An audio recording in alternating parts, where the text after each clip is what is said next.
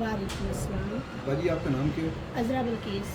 अज़रा बल्कीस। जी जी। कहाँ से आए हैं आप? कायम भरवाना से। ये बताएं आपको क्या प्रॉब्लम थी पहले? सर ये मेरे ना बाजू सुन्न होते थे दोनों ही। अच्छा। हाँ जी, मुख्तलिफ डॉक्टर से मैंने ना चेकअप करवाया लेकिन आराम नहीं आ रहा था। कितने अर्सा तकरीबन रहेंगे?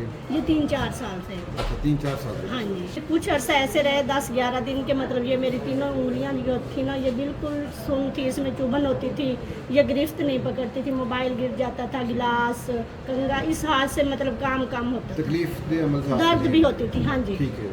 सुन भी थी। अब कितना अर्सा हो गया स्क्रीन प्रोसीजर करवाया आपको? अब तकरीबन 10-11 दिन हो गए। माशाल्लाह बिल्कुल ठीक है, अल्हम्दुलिल्लाह। ठीक है, ट्रीटमेंट तो किया है उससे माशाल्लाह आप मुतमईन हैं? हाँ बिल्कुल मुझे डॉक्टर कैसे बनते हैं डॉक्टर साहब? बहुत नाइस है, अल्हम्दुलिल्लाह। मुझे तो शिफा हो गया तो मेरे लिए तो बहुत अच्छा है। चलिए, बहुत शुक्रिया।